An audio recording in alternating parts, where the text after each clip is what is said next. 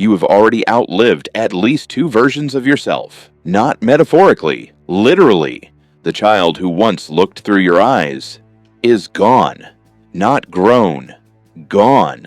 Most people assume they are the same person they have always been. Same soul, same self, just older. Science disagrees, and not in a philosophical way, in a biological, neurological, measurable way. The question is not whether you have changed. The question is whether the thing calling itself you was ever one thing at all. Start with the body. Most of the cells that existed in you at age 8 do not exist anymore. Your intestinal lining replaces itself every 5 days. Your skin every 2 to 4 weeks. Your red blood cells every 120 days. The body you are sitting in right now is largely not the body that existed 10 years ago. Some structures persist longer, neurons in certain regions, cells in the lens of the eye.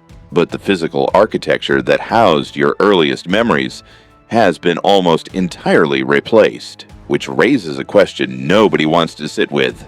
If the body is gone, what exactly stayed the same?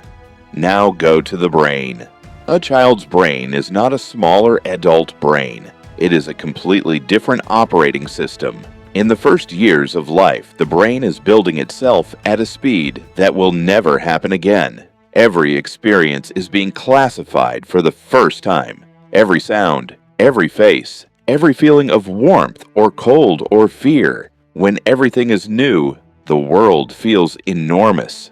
Not because children are naive, because their brains are genuinely encountering reality for the first time. And then something strange happens. By around age 3 or 4, most of it disappears. Not the experiences, the access to them. Childhood amnesia.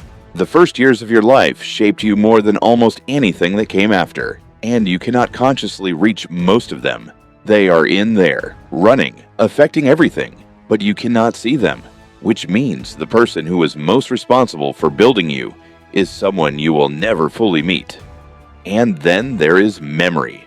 Most people believe memory works like a recording. You experience something, it gets stored, you play it back. That is not what happens. Every time you recall a memory, you are reconstructing it, pulling fragments together, filling gaps, slightly rewriting. Elizabeth Loftus spent decades proving this. False memories can be implanted. Real memories shift every time they are accessed. The childhood you remember is partly a story you have been editing your whole life. The 8-year-old you think you remember may not have existed exactly the way you believe. The past is not stored. It is rebuilt every time. But here's where it gets disturbing. In 2013, researchers at Harvard studied approximately 19,000 people, all ages. They found something consistent across every group. People correctly recognized that they had changed dramatically in the past.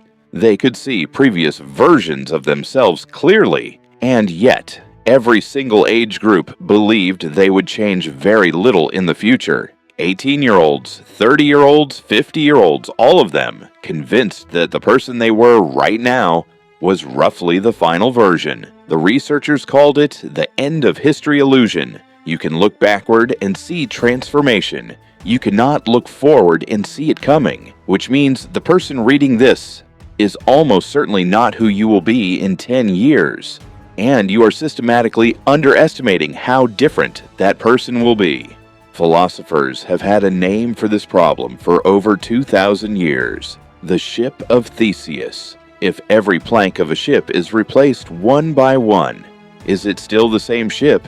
Applied to you, new cells, new memories that have been rewritten, new beliefs, new fears, new things you would never do that you once did without thinking. At what point does continuity become fiction? At what point is the thread connecting you to the child you were so thin that calling them you is more habit than truth? There is no clean answer, but the question does not go away just because it is uncomfortable. In 1848, a railroad worker named Phineas Gage had an iron rod pass through his frontal lobe. He survived. He walked. He talked. He functioned. But the people who had known him for years said something that went into every neuroscience textbook that followed. Gage was no longer Gage. Same body, same face, same voice. Different person, one injury, one moment. And the person who had lived inside that body for 25 years was simply gone. What replaced him looked identical from the outside, which means identity is not in the body. It is in something the body produces, something that can be altered, disrupted, replaced, without anyone noticing from the outside. So here is what the science actually says. You have been a child who experienced reality in a way you can no longer access. You have been a young adult whose brain, body, and fears looked nothing like what you carry now. And you are currently a version of yourself that a future version will look back on. The same way you look back on who you were at 15, with recognition and a certain quiet distance. 3 different people, one continuous story, being written in a direction you cannot see. The child is gone. The person you are now will also go, not to death necessarily, just to time. And the only question left is whether the next version of you will recognize what this one was trying to become.